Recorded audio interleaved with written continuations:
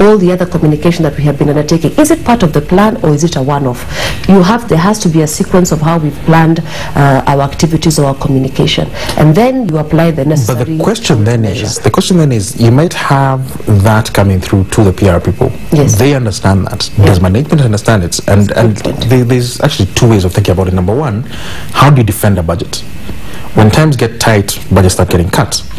The last one to get cut is sales. Why? Because sales is direct. You send people out, they bring money in. Marketing, people tend to sort of hide under that umbrella and say, hey, listen, these guys can't sell unless you're spending money on marketing. PR tends to be sort of last in the game, in the sense that people think, let's cut this budget, it doesn't do very much for us, until the point where things get better, then we may give you back the money that you spent. So fine, the PR person understands that, but does management understand that? Secondly, I think it's only very recently that you had, when you had the whole shift towards having C's in titles, chief something something, so CEOs and CTOs and etc. It's only very recently that chief marketing officers who sort of sat in boards and sort of sat at the very top of the organization in terms of decision making. I still don't see any chief PR officer who sits there. They sort of may sit or be represented by the chief marketing officer. So in that sense, you may understand the measurement, you may sort of have a very good plan that you're implementing, but if the manager, if the CEO doesn't see that, then it's all gone. You're very right, and in fact the survey brought this out very, very clearly, that the biggest challenge that the PR professionals have is understanding the role by management. And it's a pity, because if you look at the developed world, and a lot of our CEOs, think that they are very well, exposed. Nobody moves without PR. In fact, you have PR directors sitting on the board providing counsel, because we have forgotten that PR is about projecting the entire organization. I always say that if you have a rotten egg, you may color the shell and it will look so beautiful, but the stench is there, it will come out. The role of PR is to tell management where we are going wrong and put it right, and then bring that out, because we are about reputation management. And this can be measured through reputation index. And initially you asked a very, very good question about the disconnect between academia and the profession. That's where we are. We're saying there's a disconnect, because even in the MBAs, who is teaching PR? Who is making those future executives to understand the role of PR to their benefit? Because it's to the benefit of the organization that they embrace PR and put it at the right position. Now, you'll find that strategic plans are made, strategic decisions are made without the PR person there. And then this person is supposed to follow them later and start creating their tactics. Long after, yes. It's completely wrong. Then you mismatch, because your PR plan, your strategic plan, must align with the goals and aspirations of the organization for it to be effective. So if the PR person is not sitting on the board, the PR person is not sitting where you're making strategic decisions, then what we are doing is we're being reactive. So things start going wrong, and you're busy asking the PR person, ensure that those things don't appear in the newspaper. Nothing like that should be happening, because we are supposed to be the voice, the ear of the organization. In fact, PR people, it's shocking here that you find people are reporting to HR managers, others are reporting to legal. What does a legal person know about PR? What does the HR person know about PR? So they cannot give counsel. So you can't go through the HR person to the CEO, and the CEO is the voice of the organization. How can the CEO be the voice of the organization when he's sitting so far away from the council that is in charge of the reputation of the organization? And so we have that mismatch, and it comes from academia. And that's why from this research we are challenging PR professionals. We need to get in there, start doing research, start exposing this disconnect and exposing the way that we are so underutilizing the profession and thinking that anybody can come in and because if you're carrying a briefcase, if your job is to carry a briefcase, why do you need a PR person to carry your briefcase? you don't need that. Here is something else. PR, just the way it's gone over the past few years, it's not just been an issue of organizations. It's even been, for example, countries. This week there was a very big headline in the East African about how much Kenya is spending lobbying in the US. Yes. Now, back to the rotten egg scenario, which is if you have a country that is fundamentally flawed in terms of how it conducts itself, maybe the human rights reputation, and all sorts of other things like those, does it make any sense for you to have, in fact, people will accuse you of whitewashing the truth. So for us in our past years when the country wasn't looking too good from most of angles, for example, how we had conducted our economy, our human rights record and the like, then you go off and hire a lobbying agency in Washington that costs you X amount of hundreds of thousands of dollars. Yes. Or like is happening with other countries that I can think of. Would you, first of all, would you even take on that job as a whitewash of the truth? Well, and again, that's what we're talking about, PR being misunderstood. It's about trying to kill negative publicity. But with, I mean, PR from the way the profession is supposed to work is to go on and tackle the issue. I mean, there is a specific reason why that kind of negative publicity has come up. It could be just purely out of the fact that there is no cohesive communication. I mean, there's a reason. Even activism comes up as a result of the fact that, you know, there are certain groups or pressure groups that feel their issues are not sorted. No, agree, but sometimes the country is flawed. Let's just agree the country itself has got a problem. Yeah, but that's what I'm now trying to boil down to, that everything surrounds communication. Why does the country have flaws? I don't know. In this case, it could be like in our case, we had a wonky economy. It was not growing. We had human rights problems. People are getting killed or getting jailed and getting detained. But are there positive messages? Yeah, but the problem is, the problem becomes that some people will say, if this country, and we know, it's back to that thing of intuitively we know it's not right.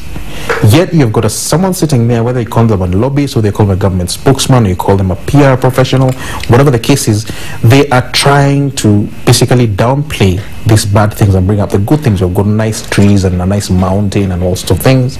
So please pay attention to those mountains and trees and forget the fact that we're jailing our opponents. Yeah. And that's what we are saying, that is not the job of PR to whitewash. Whose job is that then? Why should anybody be whitewashing? Because a government comes and says, if you don't have a good reputation, you're not going to get investors. But precisely. Why don't you have a good reputation? Clean up your act. You must clean up your act. Because, and that's what, as a PR person, I will tell my CEO, we are going wrong. No, that case, I don't know. I just find that extremely simplistic, because an organization is one thing. Right? Orange, if Orange has the network goes down for 5 days, it's one thing to clean that up, which is fine, right? And it's Angela's job and you'll do it very well. But in the case of a country, it's first of all, it's a very long history.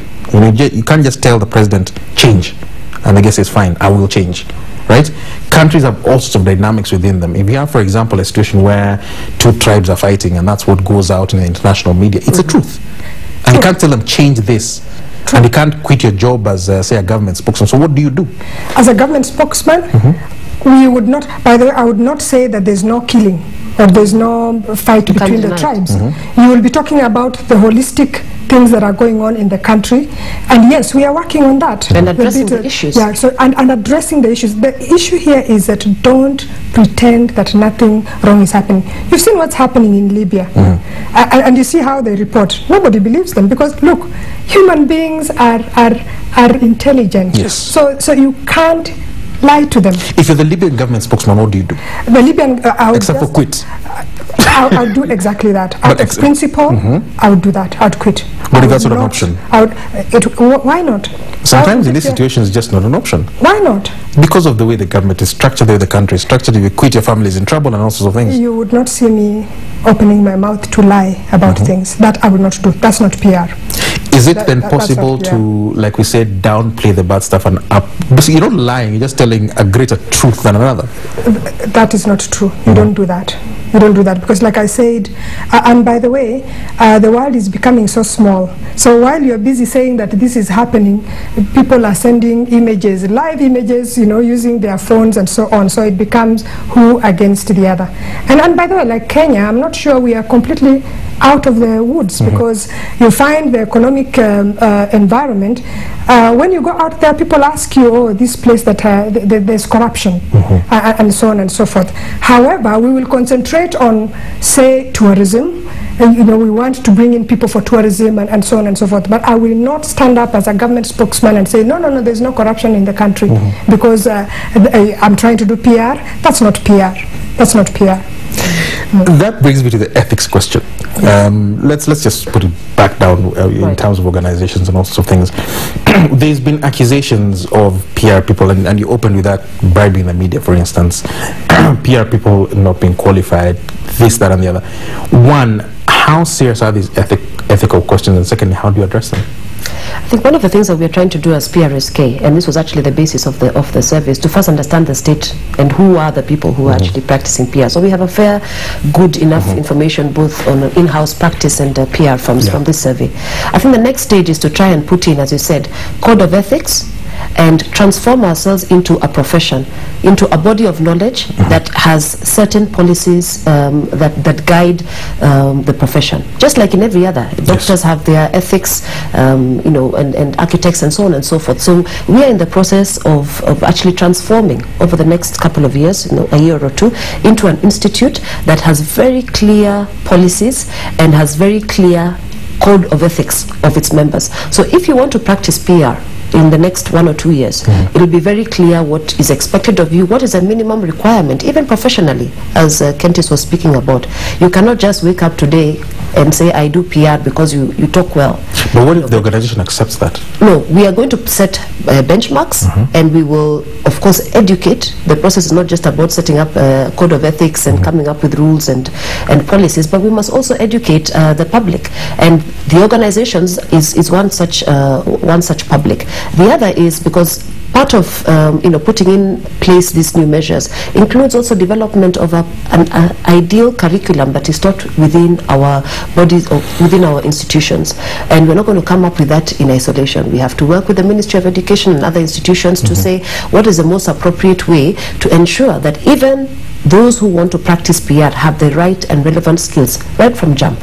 So there's lots of things that PRSK is putting in place, but the whole idea, we hear you, we understand what's going on, we see it on a day-to-day basis. There are several people who practice different forms of what they would call PR, but we know that this is, as we've said, it's a profession, so it must have certain ethics that we must all abide by, and it will also have then a disciplinary channel. How do you, if you find out somebody is undertaking some unethical practice, what is the method or what is the mode of informing the institution, and what happens, what is the way to perhaps arbitrate on this issue? But this is something that definitely we are taking extremely seriously, but it has to be institutionalized in order for us to be effective. Finally, and very quickly, and I'll ask you the same question, both of you, is there too much navel gazing in PR? We call it a profession and want to do this, but it's not, for example, the legal section where you have to be a member of the LSK and you have to pass through the bar. Are we navel-gazing too much? Are we being too internal in terms of our thinking? Just hears me thinking like I'm still a PR person. Yeah. Maybe I could take that one first. I just want us to understand the fact that even the legal profession has evolved. It was at the point where PR is at the moment.